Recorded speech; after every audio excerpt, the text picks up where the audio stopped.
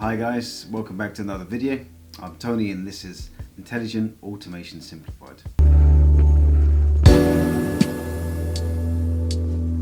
I just want to dive straight into it. So what is a keystroke document? If you've been working on automation projects before and you've created a process definition document, a PDD, then you've most likely heard the term keystroke document. And so this is the main part of the PDD, or it could also be a separate document which is associated with the PDD. Just depends how much information you have in it. But the keystroke document is the clicks and keystrokes. It's the minute detail of the as-is process. What does the process expert do? Whether they click, what buttons do they press, what options do they select, and what do they type in the text fields? It needs to be clear and unambiguous so that the developer knows exactly what the process is that needs to be automated. So the keystroke document is a key part of the PDD, and this is what communicates the business problem. It translates the business problem into a technical solution. And so the developer would take this PDD and the keystroke document and create a solution design document, an SDD, or a DSD if you're in UiPath, or a SSD if you're using Blue Prism. But it's the technical architecture of what exactly the pod is doing, where the bits of information are coming from, the structure of the automation, the components and the elements, everything that the developer needs to do, because eventually once they've built this, they're going to use this solution design document to hand over to a support person, a support engineer, who will need to know how to support this automated process and understand exactly where the different elements are. So now we know the whole point of the keystroke document. The keystroke document is the part of the PDD which is turned into the solution design document, which is used for the team to support. So what is the format of this keystroke document? There are three main parts. So it's the trigger or the schedule to understand how is this process triggered? When does it run and how does it run? The process owner doesn't just wake up in the morning and decide to do a process. There must be some event or time that triggers the process owner to know that they need to do a process. It's a process which needs to be done at 9 o'clock every day or every Monday. Or it's a process that is only triggered once some information is made available or someone sends the user an email. So this needs to be captured, because when the robot takes over this process, also needs to be listening out for this trigger so it knows when to start. If it is what's called an attended automated process, it might not be a standardized trigger that starts with the process. Maybe it's an automated process that just sits on the user's desktop, so that whenever the user needs to do something, they just press a button and then that is the trigger to start up the automation. And this trigger may be ad hoc, so it's something that may not be able to be defined. It's just something that the user can just have on their desktop to trigger different automation processes. For example, if they want to export a table that they've just received from a third party, they may not have control on when that arrives, but then the trigger may just be to, when they receive that email, forward that onto the robot, and then the robot can access that. Or maybe the trigger is to drop that file into the robot's folder, and then the robot is just listening out for that file to be added in there every hour, and then once it sees it in there, then it activates the automated process. So the first part of a keystroke document is the trigger. How does that process start? Then you've got the meat of the document, which is the main focus. This is the manual steps of the as-is steps. What is clicking on, what the decision logics are, and where on the page the robot needs to click on. And for the developer to understand the exact process, it's very important that you add screenshots. So you're literally taking screenshots of the website or the application and highlighting where on that page the user in the current process is clicking.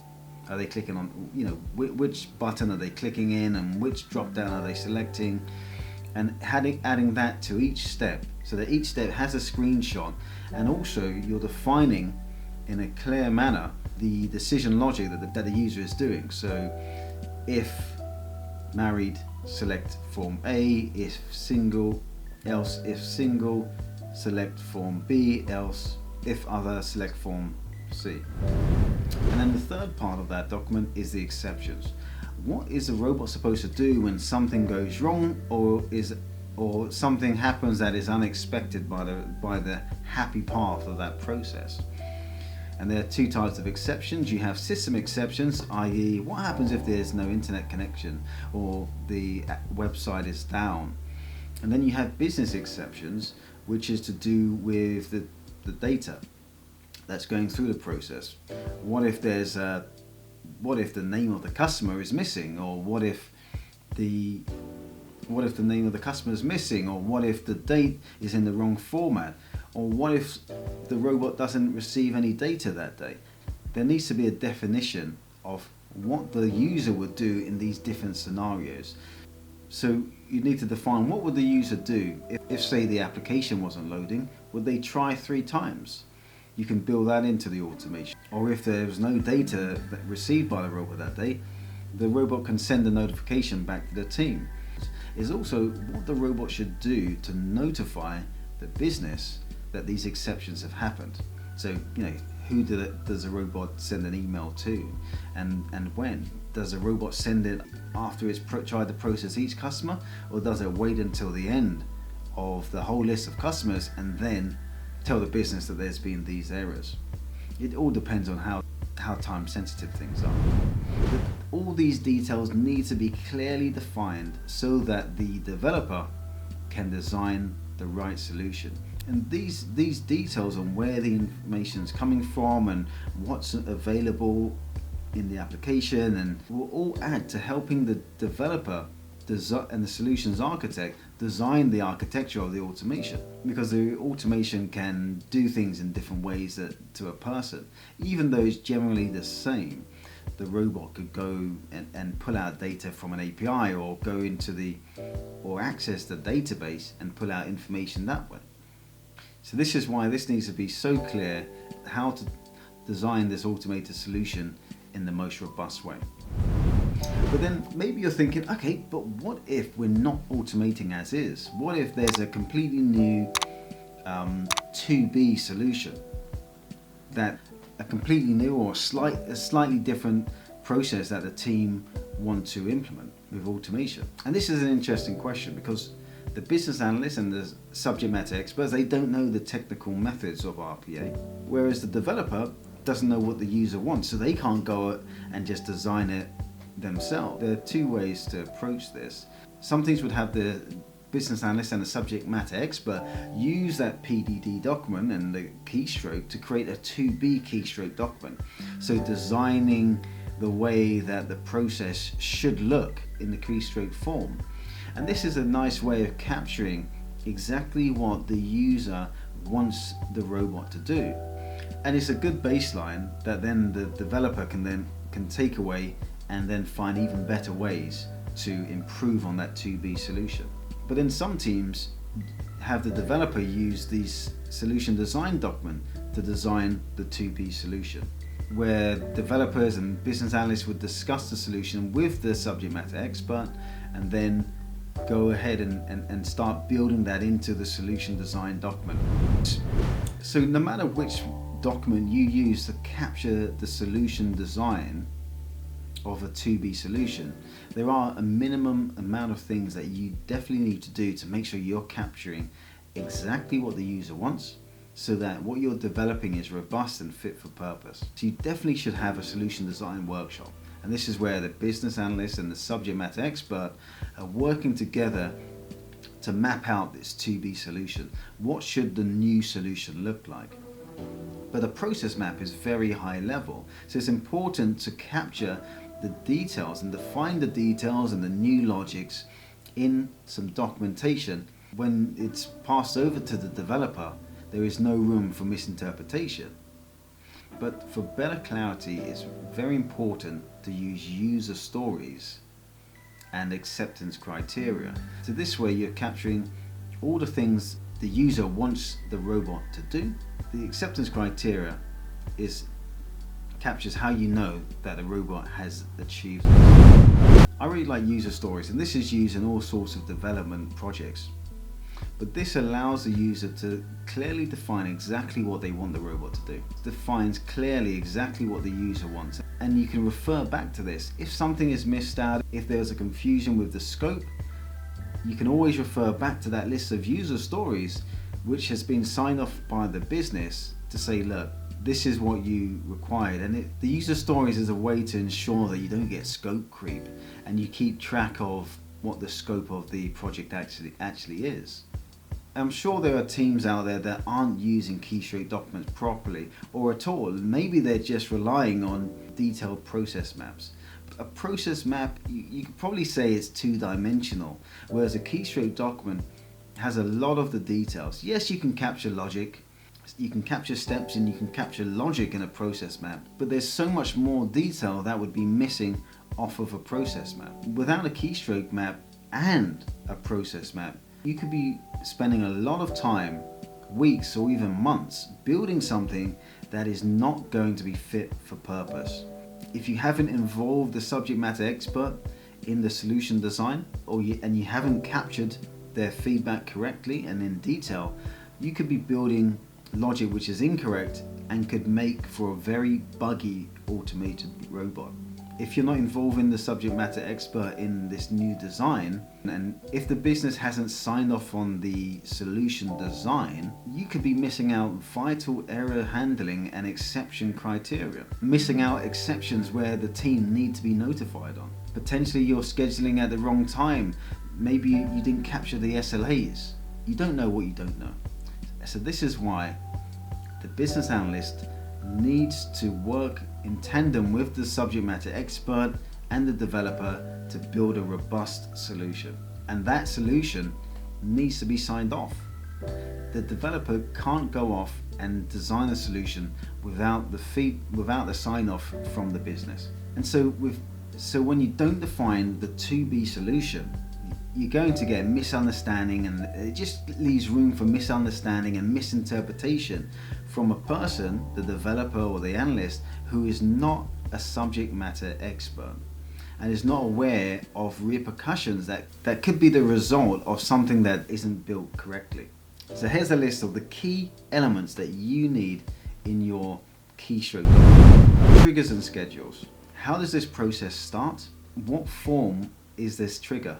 And make sure, if you're in an international company, make sure you've written down the correct time zone. Because 9 o'clock in the UK is very different to 9 o'clock in California. SLAs and deadlines.